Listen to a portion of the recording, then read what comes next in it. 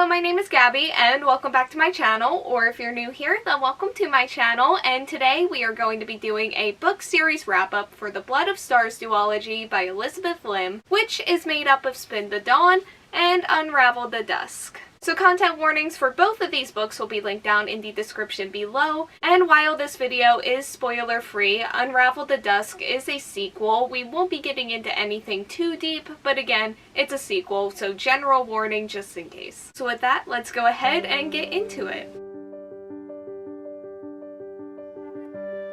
So Spin the Dawn follows our main character who disguises herself as a boy and travels to the Summer Palace to achieve her dream of becoming a tailor to the Emperor at the risk of being discovered, as this is something that women are not allowed to do. She and 11 other tailors must compete in a series of challenges in order to prove their artistry and skills. So prior to reading Spin the Dawn, I absolutely and completely fell in love with Six Crimson Cranes, which is also by this author, and it takes place in the same universe as this duology before the events of the story, and it is fully the reason why I hauled this book in the first place and why I committed to reading both of them no matter how I felt about it when I actually read it. My expectations were high and they definitely brought me back down to earth some, but I am still glad that I read them at the end of the day.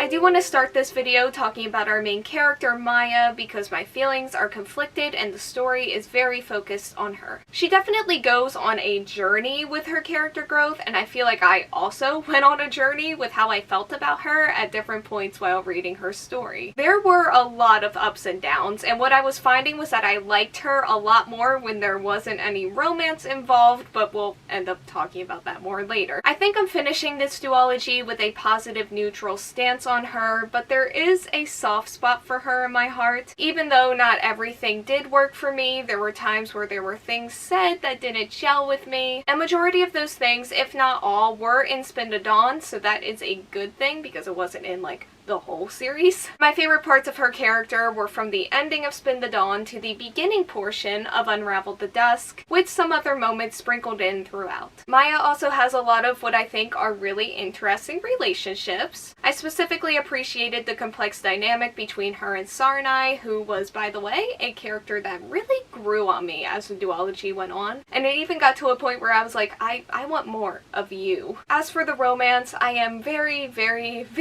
all of the varies conflicted about it, but I do think my feelings unfortunately lean more negatively towards it. Even though there were times where it worked for me, there were also times where it really didn't. And this is a romance heavy series, so the parts where I was not on board with the romance, and there were definitely more than I would have liked, those were not fun to read at all. I don't know, as I was reading there were parts where I was like, yes, romance, this is great, and other times where I was more, I have made peace with this and them as a romantic pairing. And then there were other times where I was just fully no. And I've searched every corner of my brain to try to figure out why this has happened to me. And what I have ultimately decided on is that I think I would have just preferred more of a slow burn thing for them. Which is going to bring me into the story, which is where a lot of what I liked about this series comes from. I have really grown fond of this world, and the political intrigue was intriguing. I think Elizabeth Lim is able to create such beautiful scenes and atmospheres with the writing and the world building, and there were a ton of really amazing concepts that made me excited to keep reading. There were also some pretty great fight scenes in here, which I don't usually get into those, and I did not really get into them in this duology before Unravel the Dusk. But again, this series just has some really cool and exciting moments, and I also really like the pacing, with the exception of one part that really stands out to me in Unravel the Dusk. It was like I was reading and then it was like, oh, okay, we're doing this now. Which is a fight scene that I didn't enjoy as much, and it took me some time to get going with the story again after that, but I do think we got there. This is something that did surprise me because I was enjoying the pacing up until that point, and I even did enjoy it afterwards. And overall, this is a story that has a lot of different parts to it, and ultimately not a ton of pages. But with the exception of just that one part, I was able to get pretty lost in and relax with the story and the pacing, which I always really love and appreciate.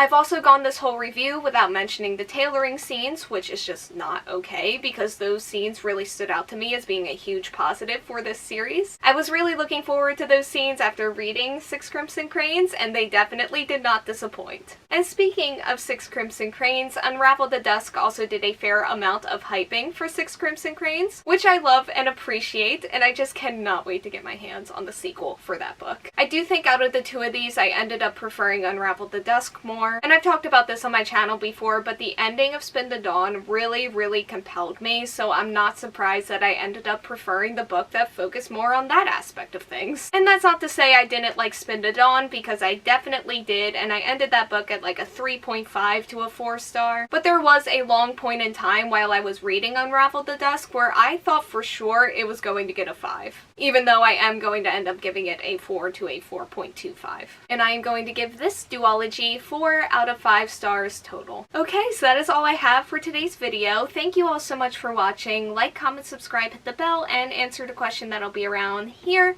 if you want to do that. And hopefully I will see you here next time. Bye!